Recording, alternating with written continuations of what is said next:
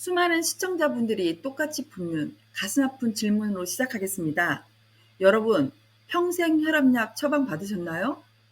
마치 시한부 송구처럼 들리는 평생 복용이라는 말에 수많은 분들이 깊은 고민에 빠집니다. 혈압약을 한번 먹기 시작하면 정말 끊을 수 없는 걸까? 이 약이 내 혈압을 낮춰 생명을 지키는 건지 아니면 알게 모르게 내 몸의 균형을 해치는 건지 오늘 영상은 이 거대한 질문에 대한 답을 찾아가는 여정이 될 것입니다. 주류 의학계가 제시하는 합병증 예방 70% 효과라는 위대한 약속 뒤에 숨겨진 기준치 조작 의혹과 뇌경색 2배 위험이라는 충격적인 반론. 1980년대부터 2020년대까지 고혈압을 둘러싼 의학적 진실과 거대 제약산업의 복잡한 이해관계, 그리고 우리의 건강 조건을 되찾기 위한 현명한 처방전까지 이 여정이 끝날 때쯤 여러분은 더 이상 광고나 소문에 의존하지 않는 현명한 건강 주권자가 되실 겁니다. 이야기는 고혈압이라는 질병의 정의 자체에서부터 시작됩니다. 고혈압의 역사는 우리가 믿고 있는 정상혈압의 기준선이 얼마나 자주 그리고 드라마틱하게 바뀌었는지를 보여줍니다. 1980년대만 해도 고혈압의 기준은 수축기 180에 가까웠습니다. 하지만 이후 수십 년 동안 이 기준치는 점진적으로 때로는 급진적으로 하향 조정되기 시작했습니다. 특히 충격적인 것은 2000년대 이후의 변화입니다. 불과 8년 만에 기준치가 50가량 급격히 낮아지는 일이 벌어졌습니다. 이 기준치 하향의 이면에는 상업적 의도에 대한 강한 의혹이 제기됩니다. 미국의 경우 기준이 10mm 낮아질 때마다 약 2,500만 명의 잠재적 환자가 증가했습니다. 일본에서는 1980년대 230만 명이었던 고혈압 환자가 2011년 5,500만 명으로 무려 20배 이상 폭증했습니다. 그리고 그와 함께 혈압약 시장은 2조 원에서 10조 원으로 5배 커졌습니다. 이러한 현상을 비판하는 의사들은 묻습니다. 정말 우리의 혈압이 모두 일제히 나빠진 것일까? 아니면 질병의 기준 자체가 상업적 논리에 의해서 재정의된 것일까? 챕터 2. 밝혀지는 진실, 반박하는 근거들. 주류 의학계는 고혈압 약의 압도적인 합병증 예방 효과를 강조합니다. 고혈압을 방치할 경우 심부전, 심근경색, 뇌졸중, 신부전, 실명 등 조용한 살인자라는 별명처럼 치명적인 결과를 낳는다는 것이 핵심 근거입니다. 그리고 혈압을 잘 조절하면 이 위험성을 70%나 감소시킬 수 있다고 주장합니다. 하지만 이 주장에 정면으로 반박하는 심층 연구 결과도 존재합니다. 일본 도카이 대학에서 4만 명의 데이터를 분석한 연구 결과는 충격적입니다. 혈압약 복용자가 미복용자보다 뇌경색 발생률이 2배 더 높았다는 것입니다. 이 역설적인 결과에 대해 비판적 관점의 전문가들은 다음과 같은 근본적인 설명을 제시합니다.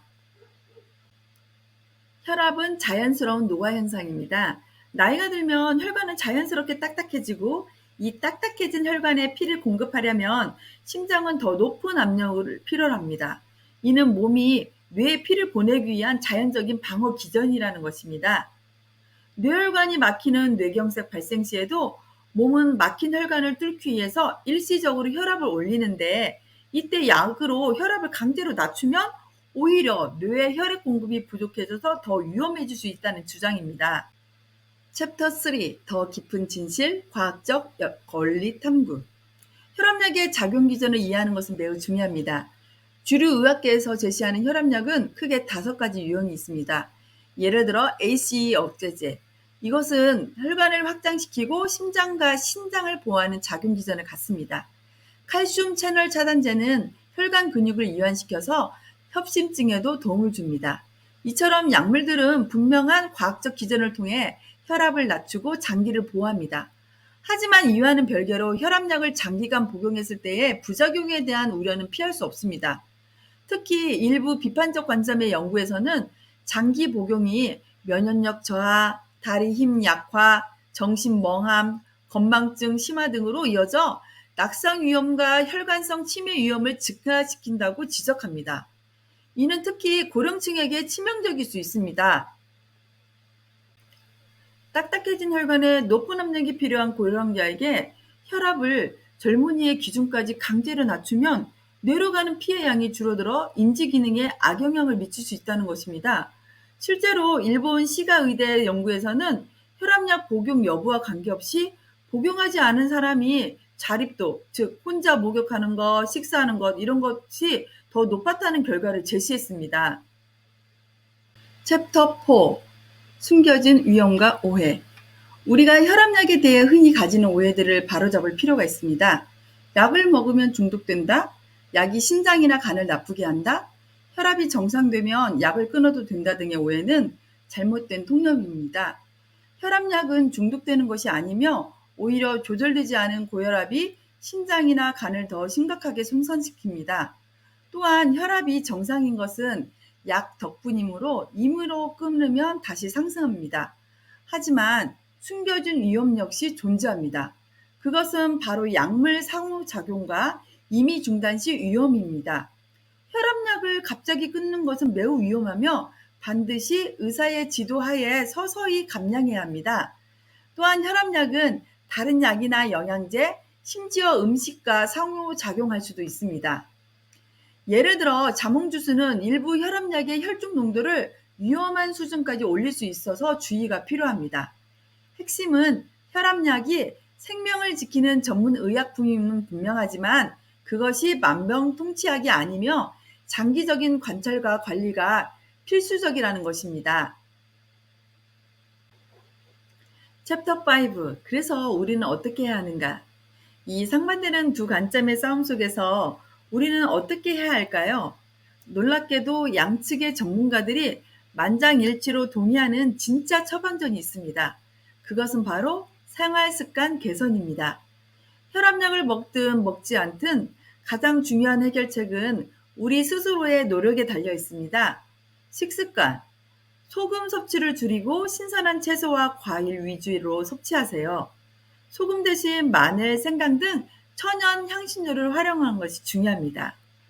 운동, 매일 30분 빠르게 걷기 등 무리하지 않는 선에서 꾸준히 운동하고 특히 체중 감량은 비만인 고혈압 환자에게 가장 강력한 처방입니다. 스트레스 관리, 충분한 휴식과 심호흡, 좋아하는 활동을 통해서 스트레스를 관리해야 합니다. 금연, 절주, 담배는 반드시 끊어야 하며 술은 적당히만 즐겨야 합니다. 결국 혈압약을 평생 먹지 않기 위한 가장 강력한 무기는 음식과 활동이라는 그 이름의 진짜 약입니다. 현명한 절충안, 3개월 한시적 복용 제한. 유태우 교수와 같은 전문가들은 3개월 한시적 복용 더하기 생활습관 개선이라는 절충안을 제시합니다. 첫 단계, 혈압약을 복용하면 일단 위험 수준의 혈압을 빠르게 조절합니다. 두 번째 단계, 이 기간 동안 생활습관 개선을 집중적으로 훈련해서 혈압약을 대체할 자연 치유력을 끌어올립니다. 세 번째 단계, 3개월 후에 생활습관만으로 혈압 조절이 가능하면 약을 중단하고 불가능하다면 최소량만 유지하는 것입니다. 이 과정을 통해 여러분은 건강에 대한 주도권을 되찾을 수 있습니다. 핵심 요약 및 성찰. 오늘의 긴 여정을 마무리하며 현명한 건강 주권자가 되기 위한 4가지 핵심 메시지를 전합니다. 첫 번째, 나이별 기준을 고려하세요. 20세든 80세든 무조건 130에 80 이하라는 기준은 논쟁의 여지가 큽니다. 특히 70세 이상의 고령층이라면 180에 100 정도는 자연스러운 노화 현상일 수 있음을 의사와 충분히 상담해야 합니다. 두 번째, 임의로 약을 끊지 마세요. 약 복용 여부를 결정할 때에도 약을 중단할 때에도 반드시 의사, 약사와 상담하고 지도하에 진행해야 합니다. 갑작스러운 중단은 응급 상황을 초래할 수 있습니다. 세 번째, 진짜 약은 식탁이 있습니다. 혈압약을 먹든 안 먹든 소식, 운동, 스트레스 관리는 가장 안전하고 효과적인 근본 치료제입니다. 마지막 4번째, 여러분의 건강 주권을 되찾으세요.